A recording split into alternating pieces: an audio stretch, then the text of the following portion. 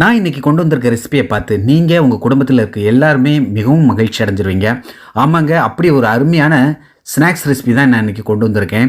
நீங்கள் பொதுவாகவே டீ கடையில் போய் டீ குடிக்கும்போது டீ கூட ஏதாவது கடிச்சிட்டு சாப்பிடணும் ஆசைப்படுவீங்க. அப்படி நீங்கள் ஆசைப்படும் போது இந்த ரெசிபியை கண்டிப்பாக நீங்கள் பார்த்துருப்பீங்க. அந்த ரெசிபியை தான் நான் உங்களோட ஷேர் பண்ண ஆசைப்பட்றேன். இதை தெளிவாக மெதுவாக உங்களுக்கு சொல்லித்தரப்போகிறேன். இதை எல்லாரும் பார்த்து நீங்களும் செய்யுங்க. இதை செய்கிறதுக்கு ஒரு மிக்சி ஜார் எடுத்து வச்சுக்கோங்க. அதில் 1.5 கப் அளவுக்கு சர்க்கரை எடுத்துக்கிறேன். கூடவே 3 ஏலக்காய் சேர்த்துக்கோங்க. நீங்கள் அளவை பொறுத்து சேர்த்துக்கோங்க. இப்போ இதை அரைச்சி எடுத்துகிட்டு வந்துடலாம். பாருங்கள், இப்போ அரைச்சி எடுத்துகிட்டு வந்தாச்சு.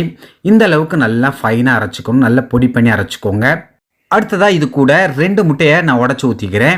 நீங்கள் ஆட்களுடைய எண்ணிக்கையை பொறுத்து சேர்த்துக்கோங்க. பெரிய முட்டையாக இருந்தால் 1 முட்டை போதும். நான் சின்ன முட்டை இருக்கனால 2 முட்டை ஊற்றிக்கிறேன்.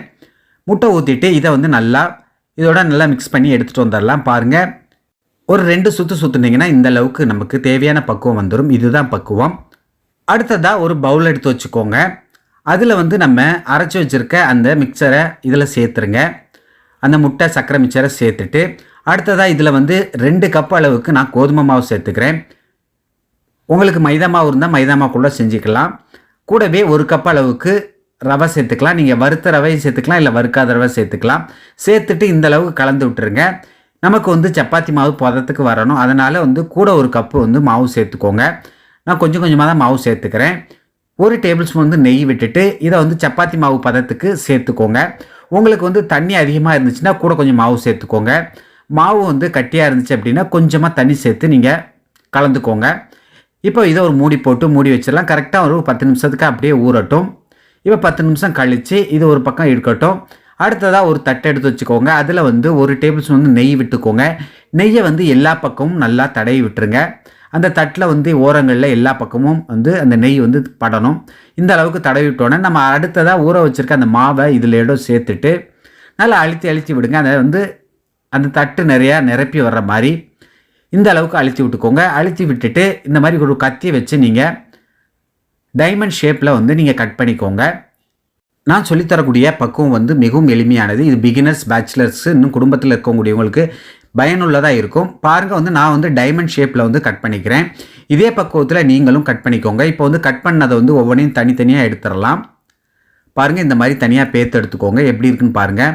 டைமண்ட் ஷேப்பில் இருக்குது. இதை அந்த நடுவில் இந்த மாதிரி கத்தியை வச்சு ஒரு கோடு போட்டுருங்க. அதாவது ஒரு வெடிப்பு வர்ற மாதிரி பண்ணிக்கோங்க. இதே போல் எல்லாத்தையும் ரெடி பண்ணி கத்தியை வச்சு கோடு போட்டு இந்த மாதிரி விரித்து விட்டுக்கோங்க.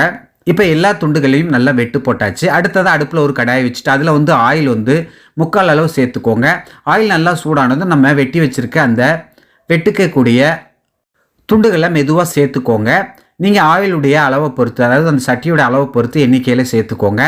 சேர்த்துட்டு கரெக்டாக 2 நிமிஷம் கழித்து அடுத்த பக்கத்துக்கு திருப்பி விட்ருங்க.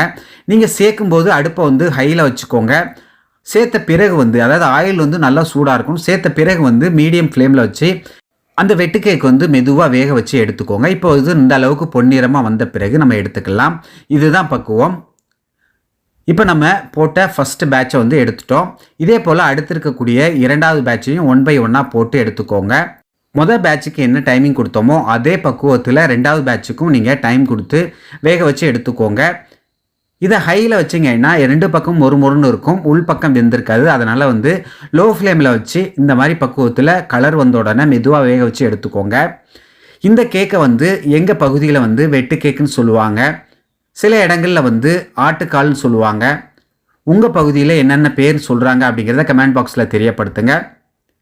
இதை தென்காசி, திருநெல்வேலி சைடு முட்டைக்கோசுன்னு சொல்லுவாங்க. அதனுடைய சைஸே ஸ்ட்ரக்சரே வேறு மாதிரி இருக்கும். ஆனால் இந்த பக்குவத்தில் தான் செய்வாங்க. இப்போ நமக்கு அடுத்த பேட்சையும் நல்லா பொரிச்சு எடுத்துட்டோம். நான் உங்களுக்கு காட்டுறதுக்காக கொஞ்சம் மாவு எடுத்து ஒரு 4லேருந்து 5 உருண்டை பிடிச்சி இந்த மாதிரி 2 பக்கமும் கட் பண்ணி அதை சேர்த்துக்கிட்டேன். இது வேறு ஒரு பக்குவத்தில், அதாவது வேற ஒரு மாடலில் நமக்கு கிடச்சிருக்கு இந்த வெட்டு கேக்கு. இது எந்த ஒரு மாடல் அப்படிங்கிறத நீங்கள் கமெண்ட் பாக்ஸில் தெரியப்படுத்துங்க. ஓகே நண்பர்களே, இதே மாதிரி பக்குவத்தில் இதே அளவுகளோட நீங்களும் இந்த மாதிரி டீக்கு தொட்டுக்கிட்டு சாப்பிட்ற மாதிரி வெட்டு கேக்கு செய்து சாப்பிட்டு பார்த்துட்டு டேஸ்ட் எப்படி வந்துச்சுன்னு சொல்லுங்கள். இந்த வீடியோ உங்களுக்கு பிடிச்சிருந்தால் லைக் பண்ணுங்கள். உங்கள் நண்பர்களும் சொந்தங்களும் பார்க்கணுன்னா அவர்களுக்கும் ஷேர் பண்ணுங்கள்.